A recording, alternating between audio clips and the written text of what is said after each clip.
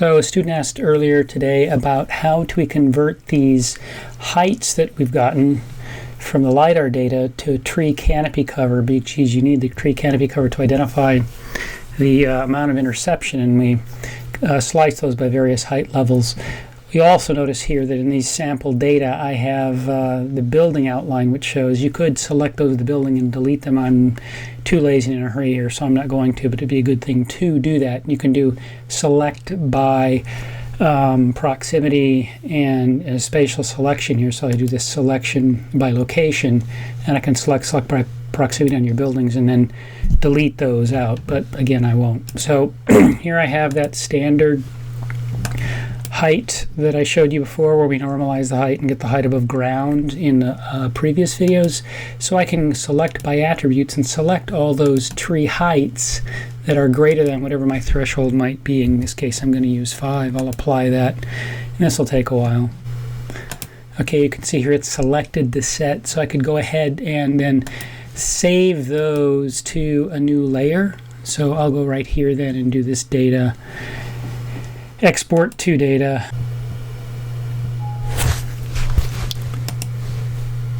So here I have my heights then that I've selected.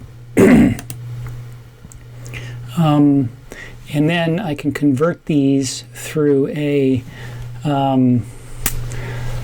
conversion to raster,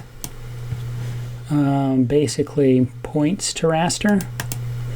And I'll put my input features, this 5 edge, and I want to use the t height value for the raster, and then I can use a output data set, and this mean 3x3 is what I can call it, and instead of the most frequent I could get the mean or the maximum, and no priority fields, and I can give it a cell size of 1.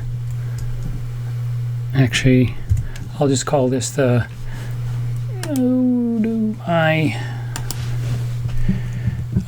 height out and save that.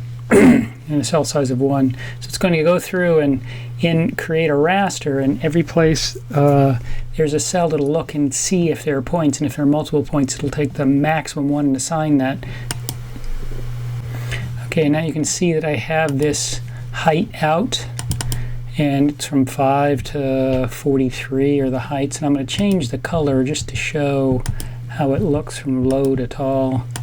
And this actually doesn't look too bad. There aren't too many holes in it, but I could, if I wanted, try and smooth those holes and try and get a value if I that's maybe more uniform, so I could try and identify the edge and fill some of these.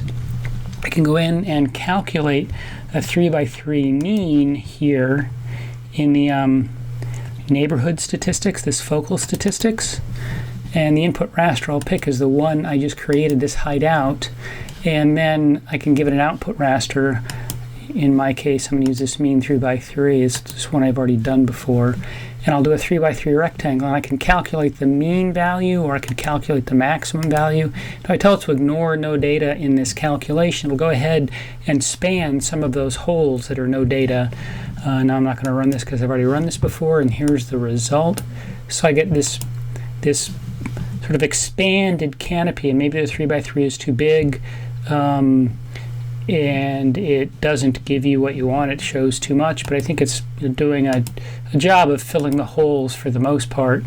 And so I'll go ahead and do that calculation, and recoloring this, just a different set of colors. You can see then that, here's the new canopy. Again, I would want to get rid of these blocks, but see, now I can get this representation of the canopy that then I can use in my other analysis.